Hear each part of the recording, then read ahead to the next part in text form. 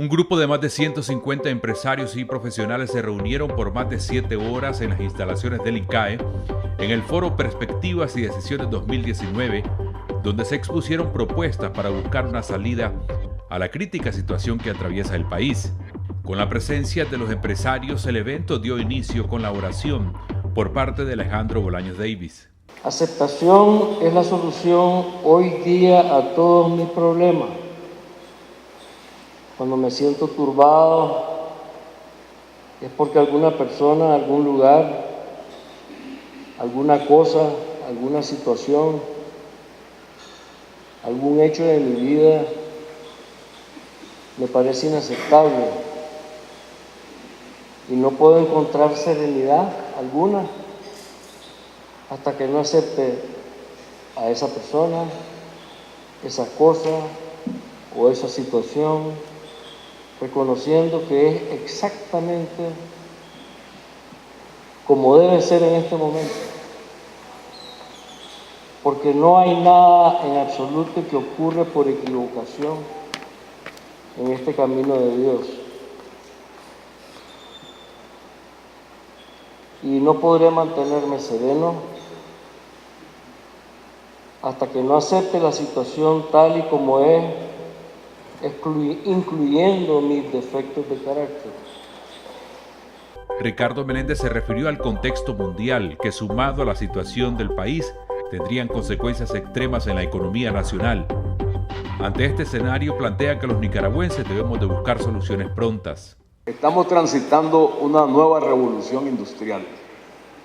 La inteligencia artificial y la robótica, denominada la era de la automatización, que provocará, junto con el avance increíble de la comunicación, un mayor desplazamiento de nuestra mano de obra barata y con poca calificación, que representa nuestra principal ventaja competitiva en una buena parte de lo que producimos y exportamos como resultado de una baja productividad de nuestra economía y de competitividad de los productores. Esto aumentará el desempleo, la brecha salarial y la falta de oportunidades, con la correspondiente fuga de profesionales y trabajadores con mayor conocimiento, mayor destreza y mayores habilidades fuera del país. Ya tenemos un éxodo importante a la fecha. Si a esta nueva revolución industrial, donde el mundo además se configura un nuevo mapa geopolítico y se gesta una guerra comercial y de proteccionismo económico, le sumamos nuestra propia e inmensa crisis interna que tiene un gran impacto social y económico, estamos elaborando un cóctel que, de no atenderse desde ya, es decir, hoy es tarde, será indigerible, es veneno para nuestro país, y que, de seguir por el camino actual, Nicaragua se convertirá en el país más pobre de América Latina. José Eduardo Bolaños, coach de líderes y empresarios, centró su ponencia en el manejo de la complejidad y de las herramientas que disponemos, como el cambiar la forma de ver las cosas, además de entender y reconocer los contextos. Me he venido enfocando en el manejo de complejidad, cómo elevar la capacidad de las personas, de las empresas, de los equipos de manejar complejidad. Y dentro de ese trabajo yo he descubierto dos cosas, dos pilares, dos enfoques que necesitamos abordar para poder manejar complejidad. Uno, tenemos que aprender a reconocer y entender contexto. Y cuando hablamos de reconocer y entender contexto, me voy a atrever a decir que los expertos que van a presentar hoy van a presentar mucho sobre eso. Van a presentar mucha información sobre el contexto que estamos viviendo. Pero más allá de entender la información y las diferentes variables, es entender los principios detrás de cómo funciona el contexto. Entonces ya no tiene que ver con variables o información en sí, sino en cómo se comporta el contexto complejo. Entonces, para ser efectivo manejando complejidad y respondiendo a complejidad, yo necesito entender el contexto. Ese es el primer enfoque, esa es la primera parte. La segunda parte, que es la más difícil, es entenderme a mí mismo dentro de contexto. Es entender cómo opero yo cómo abordo yo, cómo reacciono yo dentro del contexto que estamos viviendo. Voy a dar un ejemplo. Si hablamos de contexto, este es el contexto que yo estoy viviendo actualmente. Un grupo de empresarios, los cuales no conozco a todos, algunos mayores, algunos tíos, algunos familiares, algunos amigos de mi papá, con canas, con experiencia, algunos más jóvenes que conozco quizás por amistad.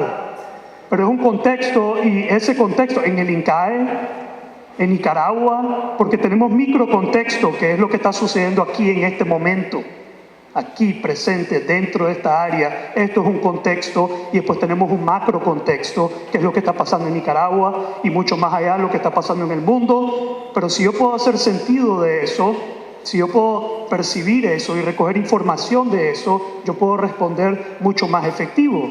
El director de la consultora Copades y economista Néstor Avendaño, en su ponencia hizo una retrospectiva de la economía nacional por más de 40 años para explicar el contexto actual y las proyecciones nacionales en materia económica.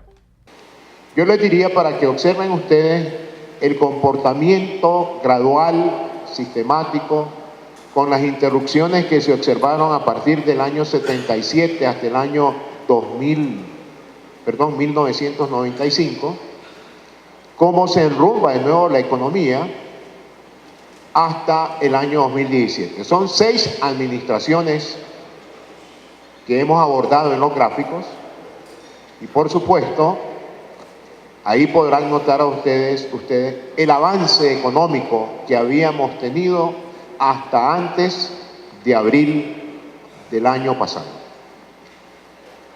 Ese fue el interés para que ustedes notaran cómo se está deteriorando ese avance desde abril y no sé hasta cuándo terminará esta situación.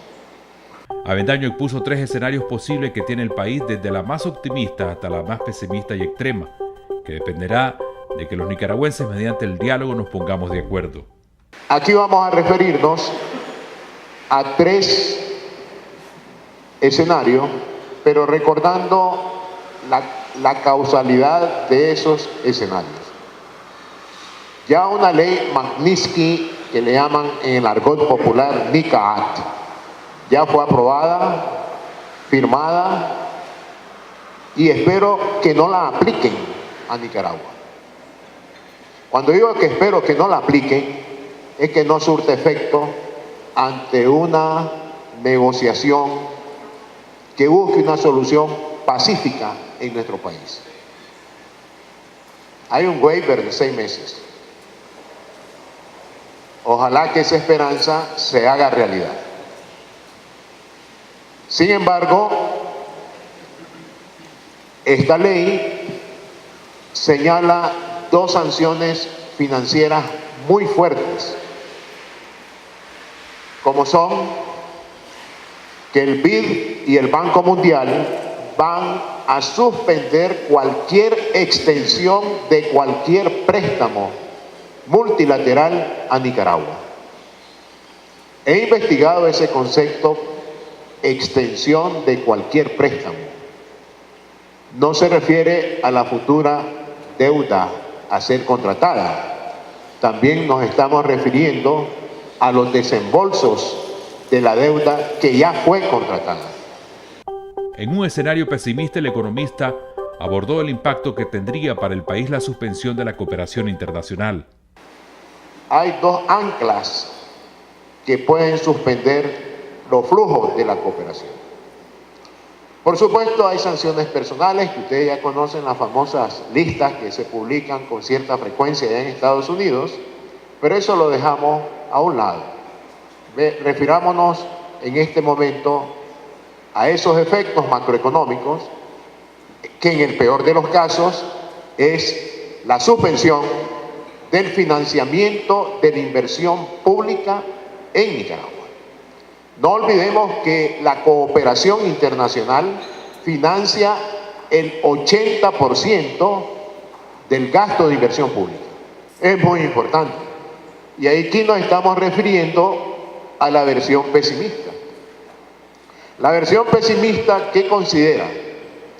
Inversión extranjera directa en este año es fácil pronosticarla, 0. A septiembre del año pasado, la inversión extranjera directa ha declinado un 25% con respecto al mismo periodo del año anterior. Con la caída de la inversión pública, los sectores más afectados serían la construcción, el comercio y el sistema financiero en primer orden. Si el año pasado las empresas que resistieron frontalmente el golpe de la crisis fueron el comercio, hoteles, restaurantes, empresas de construcción principalmente, pues en este año, con la espada de Damocles sobre la inversión pública, ¿cuáles son las empresas que van a resentir ese impacto? Son las empresas de la construcción, son las empresas productoras de materiales de construcción, es el comercio y también el sistema financiero. Por consiguiente, hemos hecho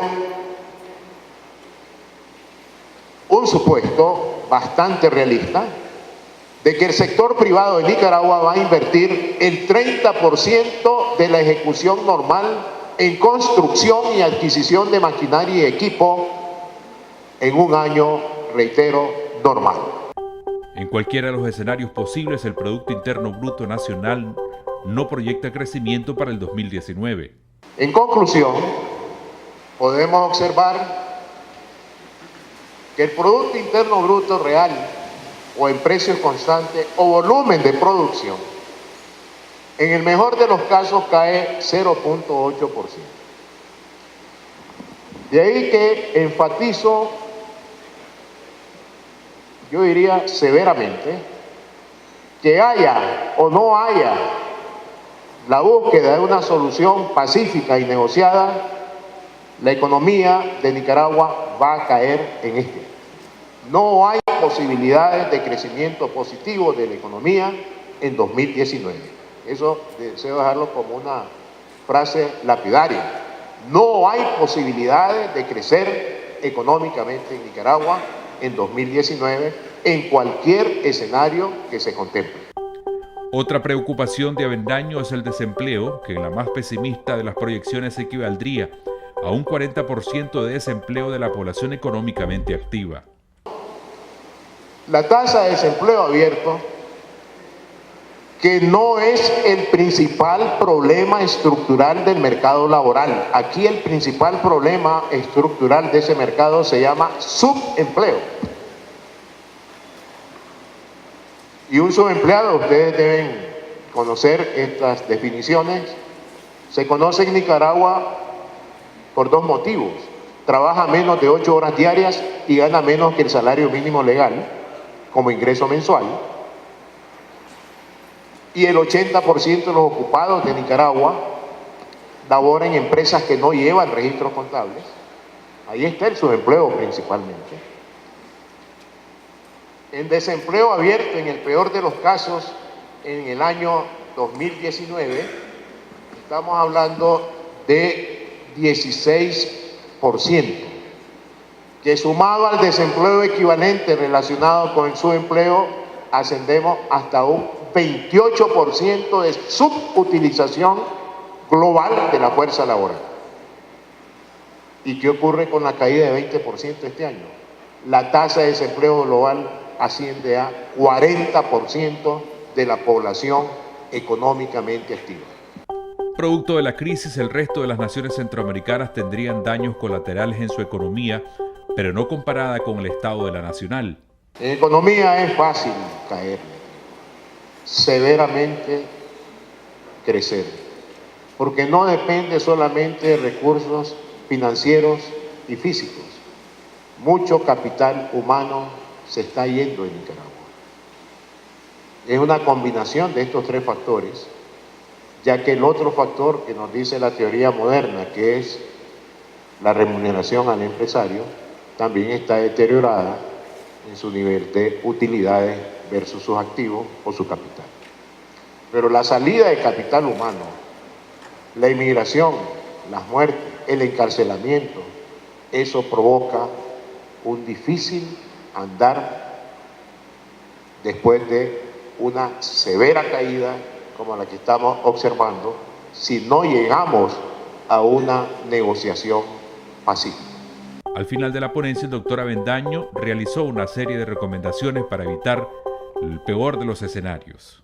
Hay que encontrar una solución pacífica y negociada.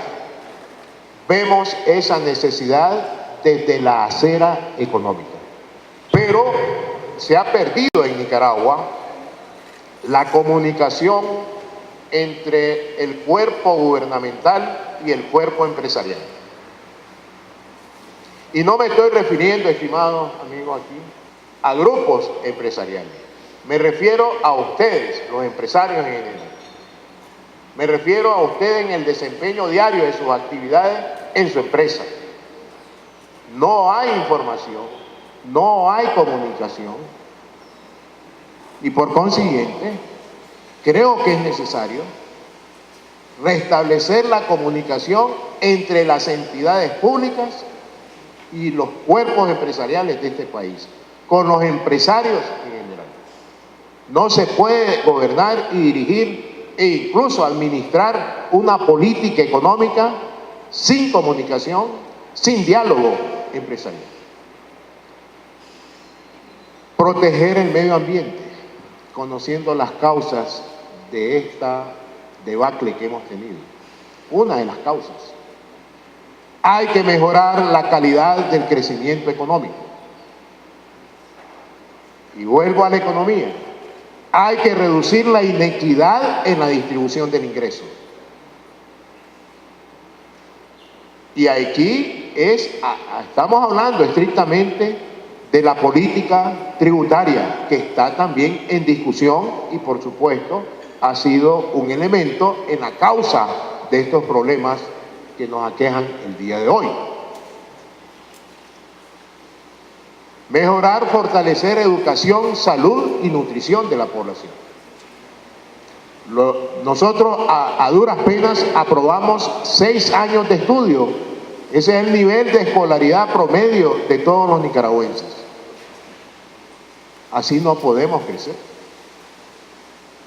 Por eso decimos el crecimiento es insuficiente. El nivel de productividad de la economía es muy baja.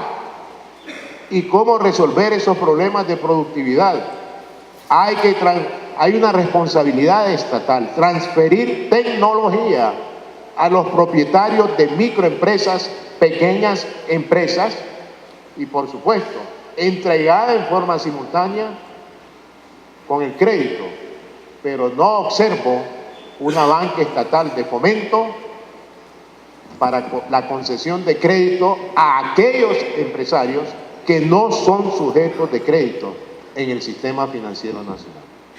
Esos son, en mi opinión, algunas sugerencias, algunas ideas que podrían dar lugar a meditar y escoger la más relevante. El doctor Arturo Cruz, historiador y analista, fue invitado al foro.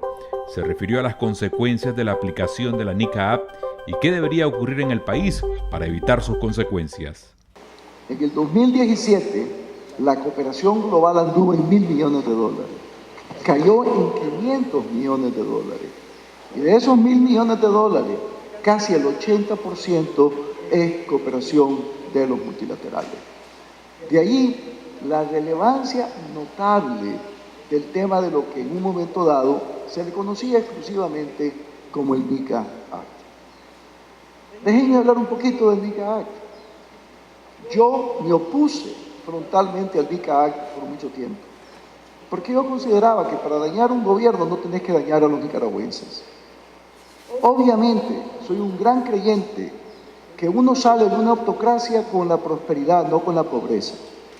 Y que definitivamente el crecimiento sostenido era el talón de Aquiles de un gobierno que en el momento oportuno no iba a saber hacer la ingeniería política requerida.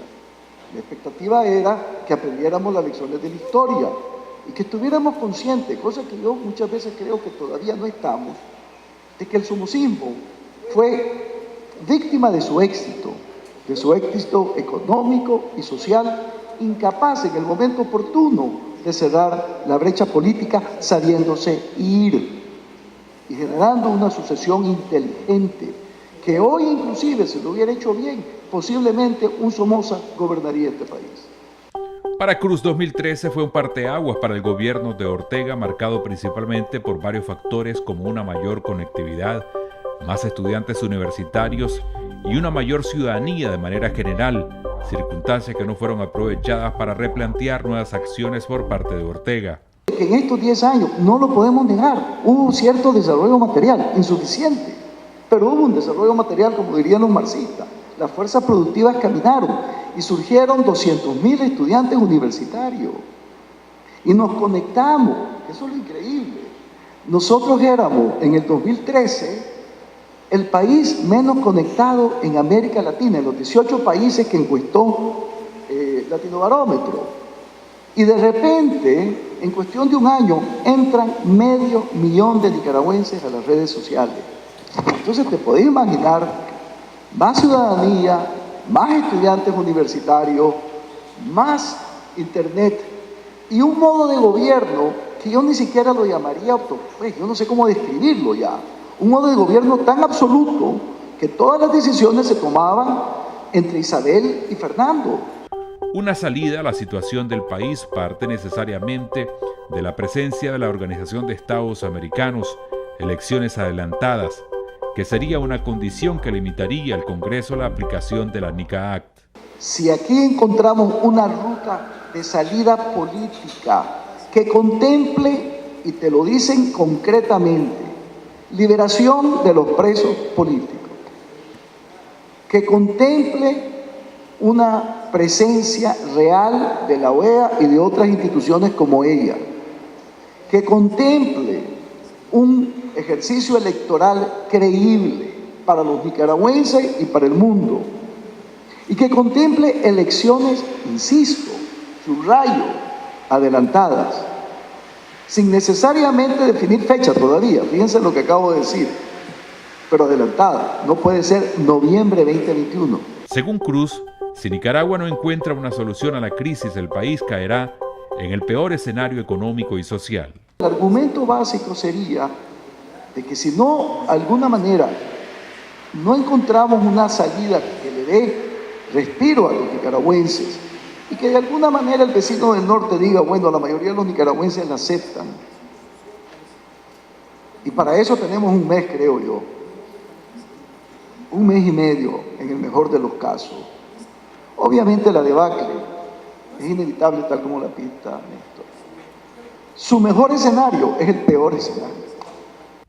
Nicaragua tendrá uno de los más grandes desafíos de su historia para el 2019, dependerá superarlo de la voluntad del gobierno.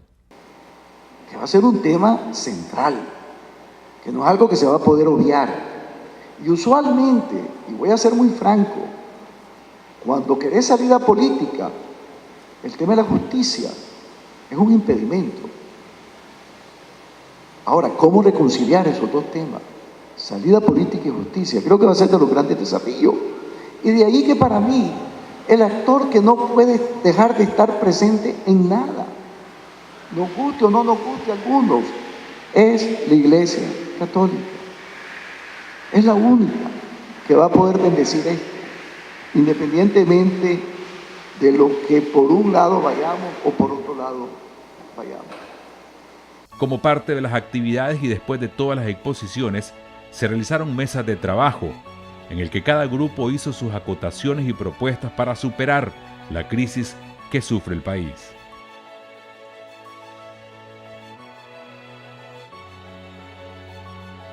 Después de varias horas de trabajo, finalmente estuvieron de acuerdo en 3 puntos que a continuación les compartimos.